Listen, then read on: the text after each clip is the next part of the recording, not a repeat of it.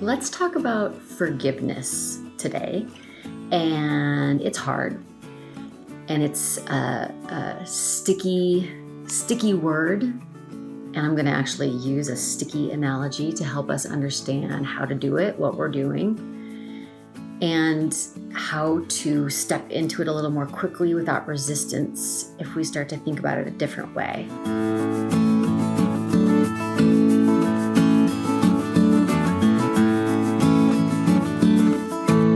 My name is Stacy Rocklein, and it's my mission to eradicate loneliness. And loneliness is the result of not feeling connected.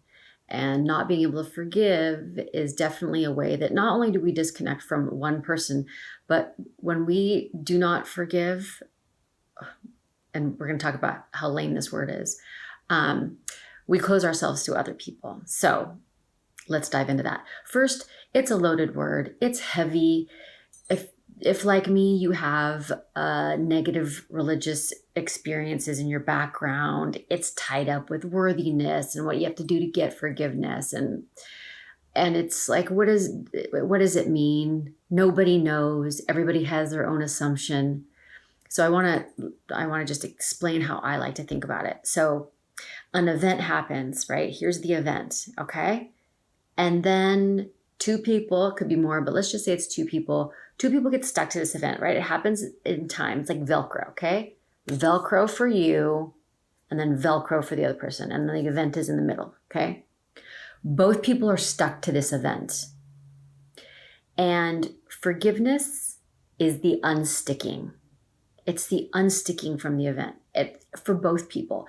Now, what can happen is this thing has happened. They're both stuck. The person who did the wrong thing, they can feel stuck to it and need forgiveness to unstick themselves.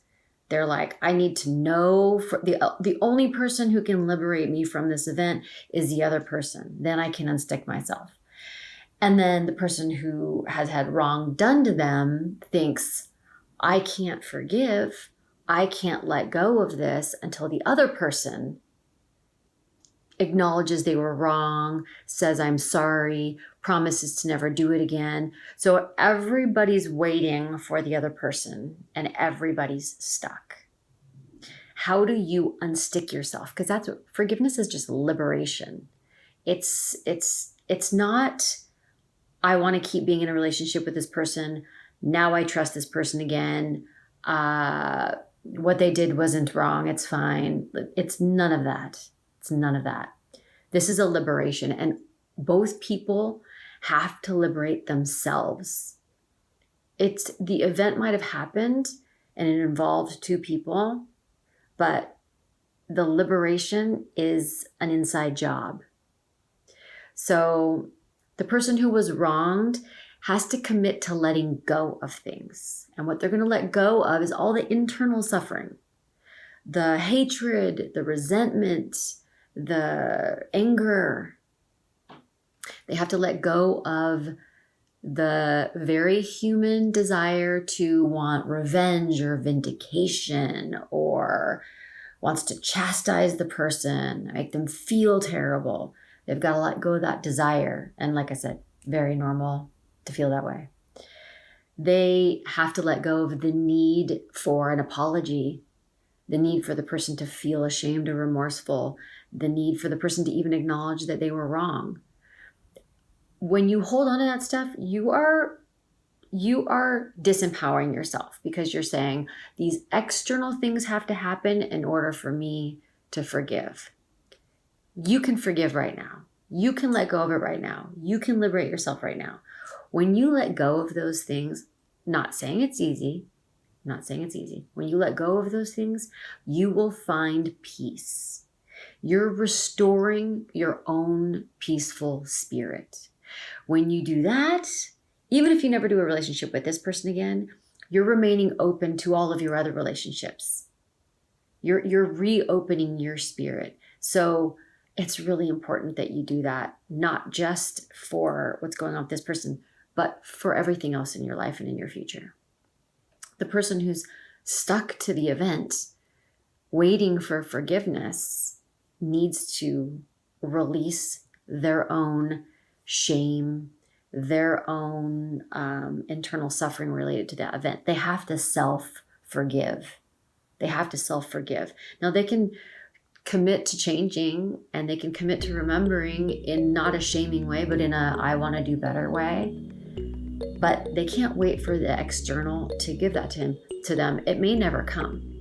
It may never come. They may never be forgiven by the other person. Do they need to stick with this event for the rest of their lives because they weren't released by the other person? Or, you know what? If they don't self-forgive, even if the other person does forgive them, they can't release themselves for it, and they will carry it with them everywhere they go. So this is just everybody involved going internal to release themselves. That's what forgiveness is. It's very nice to say to somebody, I forgive you. It's very nice to hear, I forgive you. But what matters is the liberation of your spirit. What matters is the restoration of your own peace that will allow you to stay open and continue to connect with other people. And that's what gets rid of loneliness. So hopefully reframing that word. And if you don't like the word forgiveness, ditch it. Ditch it. Call it something else. Call it releasing. Call it unvelcroing. Call it letting go. Call it whatever you want. But commit to doing it for yourself, especially where you feel resistance. You can take the power position of restoring your own peace. If you want to hear more about forgiveness, I'm planning to do several more videos. So make sure you subscribe to this channel so that you don't miss them. And I will catch you next time.